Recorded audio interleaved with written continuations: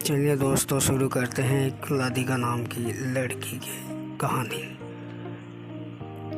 दोस्तों, मेरा नाम राधिका है। आज मैं आपसे अपनी इमोशनल लव स्टोरी शेयर करने जा रही हूँ।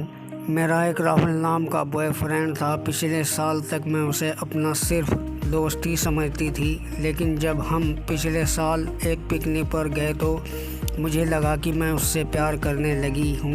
मैंने उसे अपने दिल की बात कह दी। वो भी मुझसे प्यार करता था, लेकिन मुझसे कह नहीं पाता था। जल्दी हम दोनों पूरे स्कूल में लवर्स के नाम से मशहूर हो गए। लेकिन हमारे प्यार में एक फ़र्क था। जहाँ मैं उसे दिलो जान से चाहती थी और वो सिर्फ उसी के पीछे पागल रहती थी, लेकिन राहुल हमेशा और लड़कियों से भी बात करता रहता था। कभी कभी मुझे लगता था कि मैं उसके लिए उन बहुत सी लड़कियों में से एक हूँ। एक दिन मैंने उससे पूछा, राहुल मेरे साथ एक मूवी देखने चलोगे? राहुल ने मना कर दिया। बोला मुझे एक दोस्त के पास ज़रूरी काम से जाना है। उसके साफ साफ मना करने पर मुझे बहुत बुरा लगा। अक्सर मेरे साथ ऐसा ही करता था। मेरे सामने ही बहुत देर दूसरी लड़कियों से बात करता रहता था। हमारे लव में लव का वर्ड सिर्फ मेरी ज़ुबान पर ही आता था। उसने तो शायद ही कहा होगा कभी आई लव यू, सिवाय उस पहले दिन के। हमेशा ऐसा ही चलता था। बस वो अक्सर मुझसे एक गुड़िया ज़रूर देता रहता था जो गुलाब कपड़े पहने होती थी। मुझे कुछ समझ में नहीं आता था, लेकिन राहुल ने दी है यही सोचकर मैं हर गुड़िया को अपने घर ले जाती थी। ऐसे ही एक दिन मैंने कहा, राहुल सुनो। उसने कहा, क्या है, जल्दी कहो। मैंने कहा, आई लव यू राहुल। राहुल ने कहा, हाँ हाँ वो तो मुझे पता है, लो एक गुड़िया लो और घर जाओ। ऐसे ही मेरा कमरा उसकी दी हुई गुड़ियों से भरता गया। 1 2 3 ऐसे ही 200 गुड़िया हो गई मेरे पास। फिर मेरा 21वां बर्थडे आया। मैंने सोचा कि अब तो ज़रूर वो मुझसे कुछ रोमांटिक बात कहेगा। मैं उसे एक्साइटेड थी। मैं सोच रही थी कि वो मुझे पार्टी देगा, फिल्म दिखाएगा वगैरह वगैरह। लेकिन सारा दिन निकल गया और उसके आने का इंतज़ार, फ़ोन कॉल का इंतज़ार करती रही। सारा दिन सारी शाम बीत गई, लेकिन कोई फ़ोन तक नहीं आया।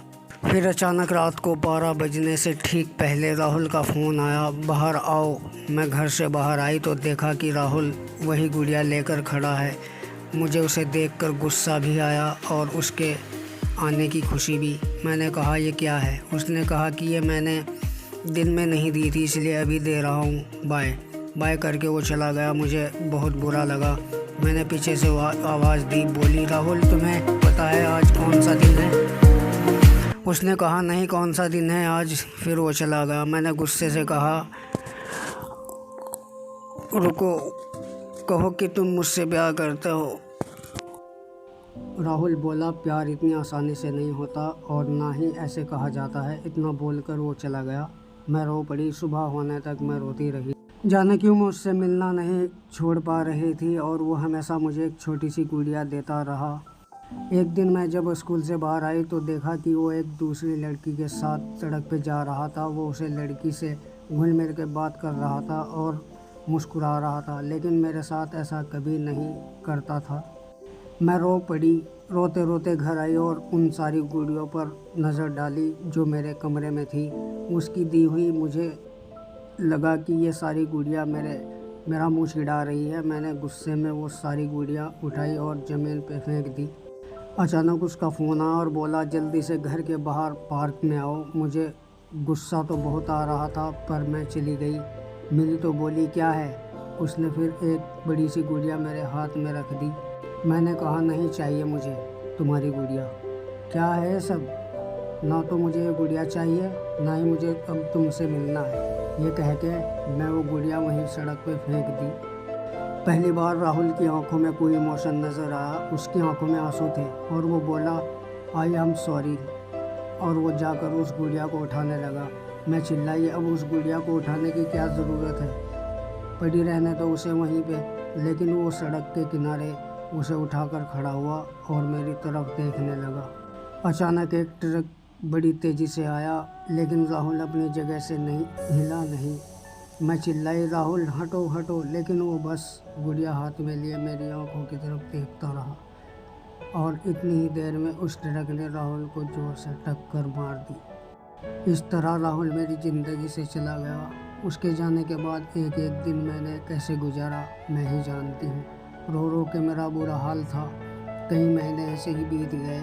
फिर एक दिन मैंने ऐसे ही उसकी एक गुड़िया उठा ली। यही तो उसकी निशानियाँ थी मेरे पास।